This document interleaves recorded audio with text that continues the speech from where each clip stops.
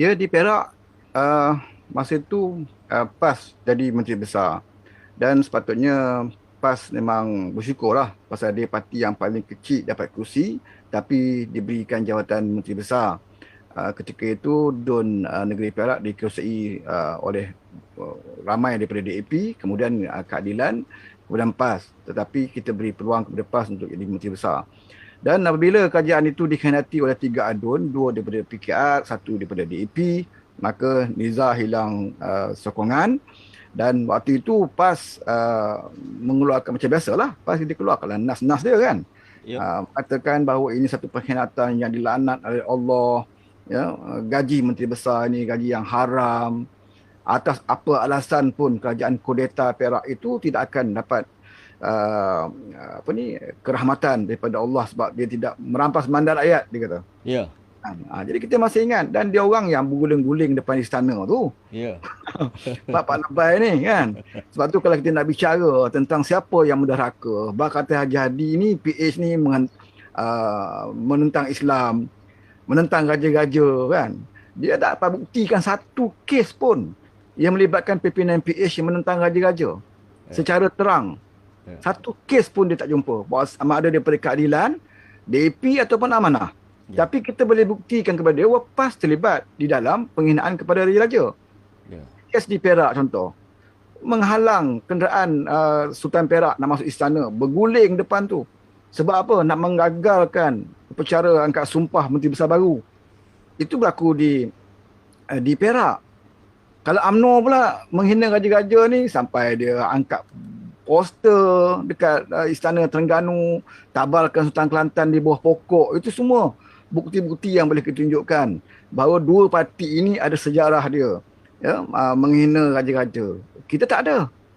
Tunjuk pada kita satu bukti, tak ada. Itu yang Haji Hadi sebut kita menghina. Ini satu pembohongan. Sepatutnya PAS belajar daripada peristiwa di Perak. Kan, bagaimana rasanya apabila kerajaan itu dikhianati. Sepatutnya dijadikan satu pengajaran dan digunakan hukum yang sama kepada apa yang berlaku di Putrajaya. Tetapi di Putrajaya ni dia pula sekali sama-sama naik atas bumbung tebuk atap bersama dengan UMNO. Kan? Jadi itu yang kita pelik tentang hukum. Kalau semalam 2 hari lepas kita tengok di parlimen, tengok bila dia nak Akta Sosma. Walhas sebelum ini masa dia pembangkang, dia menentang akta ni sampai pukul 3 pagi bahas kat parlimen. PAS punya menentang.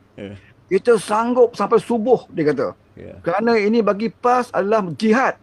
Melawan akta zalim ni jihad. Dia baca lah ayat dia. Macam biasalah PAS baca ayat dia. Kita minta bahas sampai pukul 3 pagi. Maka sampai pukul 3 pagi dia melawan akta ni.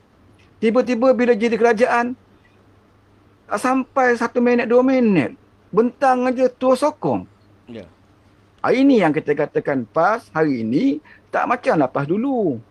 PAS hari ini adalah PAS yang telah pun mendapat dedak, PAS yang telah pun mendapat jawatan dan kedudukan, maka dia jual agama semua mahu dia.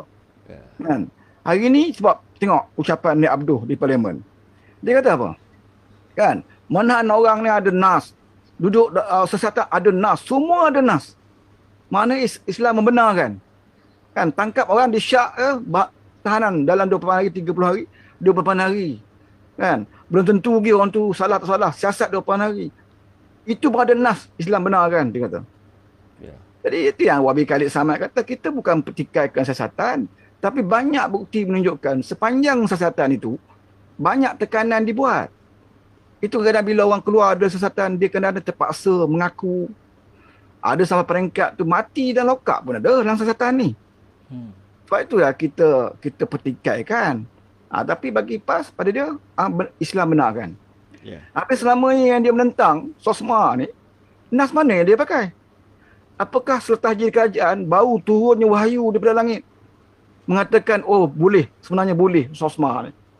Jadi sebab itulah kita, dalam isu lompat ni macam itulah. Kalau kita dengar ucapan-ucapan tadi bukan main hebat, ada ucapan daripada ahli parlimen mana tadi? Pasir Mah ke apa?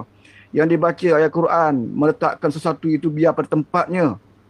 Kan? Nak letak orang ni biar pada tempat dia. Bermakna nak jadi wakil rakyat kena, kalau lompat tak boleh lah. Bila lompat, makna rakyat pilih dia, tapi dia lompat. Bermakna dia bukan berada di tempat yang sebenar. Tempat sebenar tu adalah mandat rakyat. Dia tahu ayat ni. Dan dia patut sedar lah bahawa menteri dia sekarang ni, yang jadi kerajaan ni, bukan pada tempat dia. Dia baca ayat tu, sebenarnya kena batang hidung dia balik. Cuba dengar balik ucapan dia tadi. Dia baca ayat. Dalam Islam ni, berhukumlah dengan adil dan meletakkan sesuatu itu pada tempat dia. Jelas dia baca ayat Quran tu tadi.